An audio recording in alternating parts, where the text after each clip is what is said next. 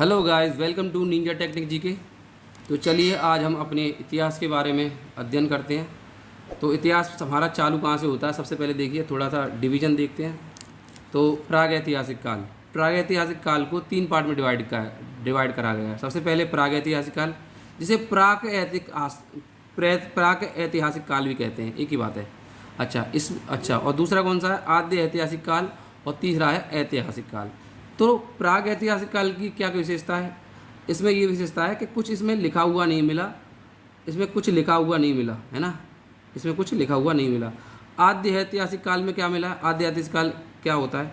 इसमें लिखा हुआ मिला है लेकिन पढ़ा नहीं जा सका, जैसे कि बोलते हैं सिंधु घाटी सभ्यता, जिसमें है ना उसकी लिपि थी लेकिन हम उसे पढ़ नहीं पाए हैं, बिल्कुल नहीं पढ़ पाए है ना। चलिए अब अगला कौन सा है? ऐतिहासिक काल। ऐतिहासिक काल में क्या लिखा हुआ है और पढ़ा भी जा सका है, जैसे कि हमारे जो राजा वारक के बारे में जो जानकारियाँ मिलती हैं, पुरानी पुरानी जो अभिलेख मिले हैं उनके बारे में, तो ऐतिहासिक काल में लिखा हुआ मिल गया और पढ़ा भी जा सका है। जैसे कि अशोक के बारे में पाली भाषा में जो उसने वो लिखाए थे अपने सारे, पाली खरोष्टी 4 तरह की उन्होंने यूज की थी, तो उसमें भी ऐतिहासिक काल देखते हैं। अब देखिए, अब प्रागैतिहासिक काल को कितने देखिए, प्राग ऐतिहासिक काल है ना, किसके आधार पर बांटा गया? पाषाण काल। पाषाण माने होता है पत्थर, पाषाण माने क्या होता है? पत्थर। तो सबसे पहले पाषाण काल की खोज हमारे देश में किसने करी थी? वो थे रॉबर्ट ब्रूसफुट, 1863 में पाषाण काल की खोज करी। पाषाण मतलब पत्थर के बने हथियारों की खोज किसने करी थी भाई? रॉबर्ट ब्रूसफुट ने 1863 में। तो चलिए अब इसका डिवीजन करते हैं ना। तो प्राग ऐतिहासिक काल, पाषाण काल भी बोलते हैं इसे। इसके देखिए इसको 3 पार्ट में डिवाइड करा गया है। कौन सा? पुरा पाषाण काल, मध्य पाषाण काल और नव पाषाण काल। पुरा पाषाण काल, मध्य पाषाण काल और नव पाषाण काल। तो देखिए पुरा पाषाण काल में क्या कैसा जीवन था? बंजारा, मतलब एक जगह नहीं टिकते थे, एक जगह काम किया दूसरे चले जाते, दूसरे खाना मिला तीसरी जगह चले गए, तो बंजारे वाला जीवन था हमारा। अब इसमें क्या हुआ? आग की खोज हुई। कैसे याद करेंगे आग की खोज इसमें हुई? अब इसमें लिख रहा है देखो पुरा से याद आएगा पूरी, और पूरी काय में सकती है? आग के बिना नहीं सकती, तो हो गया। अब देखिए मध्य पाषाण काल, मध्य पाषाण काल में क्या होता है? कैसा जीवन था? बंजार देखिए मध्य पाषाण काल शायद स्थायी जीवन भी इसी में ही है, बंजारा जीवन नहीं है इसमें, स्थायी जीवन इसमें है। तो स्थायी जीवन इसमें है मध्य पाषाण काल में, शायद बुक में देखा था 6th क्लास में, उसमें स्थायी जीवन इसी में था। चलिए तो मध्य पाषाण काल में क्या हुआ? उन्होंने एक कुत्ता पाला। सबसे पहले जानवर कौन सा था पालने वाला? कुत्ता। अच्छा, इसको कैसे याद करें? अब आप मिडिल क्लास फैमिली को जानते हैं, हाँ, तो मिडिल क्लास फैमिली में क्या लोग है ना कुत्ते पालना पसंद करते हैं, देखा होगा। या तो सबसे अमीर पालेंगे या फिर मिडिल क्लास, तो गरीब नहीं पालते उन्हें, ठीक है। तो सबसे मिडिल क्लास वाले लोग क्या पालते हैं? कुत्ता। तो चलिए नव पाषाण काल करते हैं, इंपॉर्टेंट बहुत, इसमें बहुत आता है। देखिए तो देखिए नव पाषाण काल, तो नव पाषाण काल में क्या हुआ? इसमें इसमें स्थायी जीवन था, तो इसमें भी स्थायी जीवन होगा। इसमें क्या हुआ? एक हमें क्या की खोज हुई? पहिए की खोज। कैसे याद रखेंगे? अब देखिए लोग रुक जाएंगे है ना। अब देखो, अब लोग कहते हैं ना कार खरीदी, तो कार खरीदी, नई कार खरीदी, नई कार में क्या होते हैं? पहिए, है ना। अब देखिए लोग स्थायी हो गए, तो भाई सीधी बात है कृषि होगी तभी तो स्थायी हुए हैं, और उन्हें गेहूँ उगाए, जौ उगाए, है ना, गेहूँ उगाए, जौ उगाए। लेकिन सबसे पहले उन्होंने खाई कौन सी थी? चावल खाया था, है ना। और इसमें क्या विशेषता है? इन्होंने है ना एक, इसमें सबसे अच्छी जो विशेषता है इसकी, इसमें है ना कुल्हाड़ी, हत्तेदार कुल्हाड़ी बनाई थी इसमें, है ना। और इसमें और भी पत्थर थे, इसमें है ना बहुत बड़े बड़े पत्थर थे, बहुत बड़े बड़े पत्थर बनाए थे पुरा पाषाण काल में हमारे लोगों ने। उसके बाद मध्य पाषाण काल में इससे छोटे और ढले हुए पत्थर बनाए थे। उसके बाद है ना नव पाषाण काल में और अच्छे पत्थर बनाए, बिल्कुल हाथ में पकड़ने ने, कुल्हाड़ी वगैरह, डंडे, हथौड़ा वगैरह इन्होंने यहाँ बनाया। तो चलिए और देखिए इसमें एक क्या इंपॉर्टेंट चीज़ है, भारतीय पुरातत्व विभाग के जन्मदाता कौन है? अलेक्जेंडर कनिंघम, जिनके नाम से इंग्लैंड में जो ब्रिटिश में है ना ये एक म्यूज़ियम भी है, जहाँ पे हमारी बहुत सारी वो रखे हुए हैं, मूर्तियाँ रखी हैं बहुत बड़ी बड़ी, बहुत दूर। हम सिंधु घाटी सभ्यता के बारे में जानकारी करेंगे। तो क्या चीज़ होती है? देखिए यह एक आद्य ऐतिहासिक काल का एक भाग है, सिंधु सभ्यता, जिसे कांस्ययुगीन सभ्यता भी कहते हैं, क्योंकि यहाँ पे कांस्य का प्रयोग किया जाता था। चलिए तो इसकी सर्वमान्य तिथि क्या मानी गई है? सिंधु घाटी सभ्यता की सर्वमान्य तिथि मानी गई है 2400 ईसा पूर्व से 2700 ईसा पूर्व तक, है ना।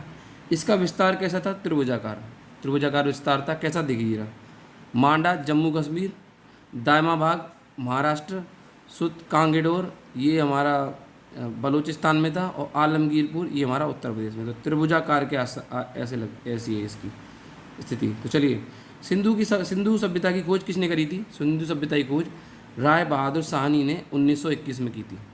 तो इसके महानिदेशक कौन थे? वो थे सर जॉन मार्शल 1924 में। देखिए, अच्छा, आकार कैसा था इसका? त्रिभुजाकार। अच्छा, इसमें 6 बड़े नगर थे। कौन कौन से? देखिए, इसमें 6 बड़े नगर थे। कौन कौन से 6 बड़े नगर थे? मोहनजोदड़ो, हड़प्पा, गढ़वारीवाला, धौलावीरा, राखीगढ़ी और कालीबंगन, जिनमें कि मोहनजोदड़ो सबसे बड़ा है और ये दोनों पाकिस्तान में पाए जाते हैं। और इंडिया में सबसे बड़ा कौन सा है? राखीगढ़ी, जो अभी भी इसकी खुदाई चल रही है। देखिए, अब देखिए, अब हम प्रमुख स्थलों के बारे में पढ़ेंगे और इनको किसने उत्खनन किया था उसके बारे में पढ़ेंगे। देखिए, सबसे पहले और ट्रिक से इसे याद करेंगे, कैसे याद करना है। तो देखिए, सबसे पहला आता हमारा, देखिए, सबसे पहला हमारा हड़प्पा को किसने खोजा था? दयाराम साहनी ने। तो ऐसा याद करिए आप, तेरे को दया नहीं आए तो सारी चीज़ हड़प गया। तो ये दया नहीं आई और सारी चीज़ हड़प गया, दया नहीं आई। चलिए, 1921 में। आ दिए मोहनजोदड़ो की उत्खननकर्ता कौन है? रखालदास बनर्जी। कौन है? रखालदास बनर्जी। अब इसको कैसे याद करेंगे? देखिए, मोहन के हाथ जोड़ो, दास मोहन के हाथ जोड़ता है, दास मोहन के हाथ जोड़ता है। चाहिए तो आप ट्रिक लिख लीजिए साइड में, कोई दिक्कत नहीं। दास मोहन के हाथ जोड़ता है। चनहूदड़ों को याद रखिए। चुन्नी ओढ़कर कौन नाचा? मजनू नाचा। चुन्नी ओढ़कर कौन नाचा? मजनू नाचा। चलिए, आगे चलते हैं। अब देखिए, कालीबंगन को याद रखेंगे। काले बैंगन को किसने बनाया? अमलानंद घोष और बीबी लाल थापर। तो अमलानंद घोष में, तो ऐसे याद करिए कि नंद ने क्या बना दिए? नंद ने बनाए काले बैंगन। अब देखिए, कोट दीजिए। कोट मतलब कोट कौन पहनता है? जो अहम आदमी होता है वही तो पहनता है कोट। या फिर ऐसे याद करिए, कोट है ना, जल गया। कोट दीजिए, अहम, मतलब कोट अहम आदमी पहनता है। अब देखिए, रंगपुर लोथल। तो ऐसे याद करो, रंग लो रंग में। तो रंगपुर का कौन है? रंगनाथ। और रंग लोथल है ना। चलिए, आगे देखते हैं। तो चलिए, एक बार हम रिवाइज करते हैं। तो हड़प्पा आता है दयाराम साहनी। मोहनजोदड़ो रखालदास बनर्जी। कालीबंगन है हमारा अमलानंद घोष। कोट दीजिए, फजल अहमद। रंगपुर और लोथल दोनों रंगनाथ राव। अब देखिए, रोपण और आलमगीरपुर। रोमत यज्ञ करवा, फिर तेरे अलमारी में क्या आ जाएंगे? पैसे आ जाएंगे ना। रोमत यज्ञ करवा, फिर तेरी अलमारी में पैसे आ जाएंगे। अब देखिए, अगला हमारा सूतकागे डोर कहाँ है? Oral style. तो ऐसे याद करिए। देखिए, छोटा बच्चा क्या करता है? छोटा बच्चा, अभी तुमने ये से देखा होगा कि ट्रेन को है ना, रस्सी से डोर से बांध के चलाता है छोटा बच्चा, देखा हो ना। तो रेल को है ना, डोर से बांध के चलाया। सूतकागेन डोर, ओरल स्टाइल, ठीक है, स्टाइल में चलाता घुमाते हुए। अब देखिए, बनमाली को ऐसे याद रखेंगे, बनमाली विस्ट। चलिए, तो आप इसको याद रखिएगा, ये मुझे कुछ इसमें ट्रिक लग रही नहीं है। अब धौलावीरा। अब देखिए, वीर लोग कैसे होते हैं? वीर होते हैं कैसे? जोश से भरे। कैसे होते हैं? वीर होते हैं जोश से भरे। और सोत का कैंसर? George del. और ये हमारी नदी किनारे बसी, दुनिया में बसी सभ्यताएं थी।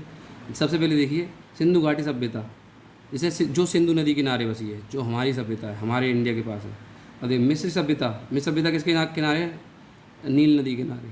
आगे देखिए, मेसोपोटामिया की सभ्यता के किनारे है, वो दजला फरात नदी या टाइग्रिस नदी है। और चीन की सभ्यता किसके किनारे है? हवांगो नदी। और जो क्रीट की सभ्यता वो कहाँ है? वो भूमध्य सागर में है। ठीक है, ओके, थैंक यू। खत्म। Bye bye, tata, goodbye, गया।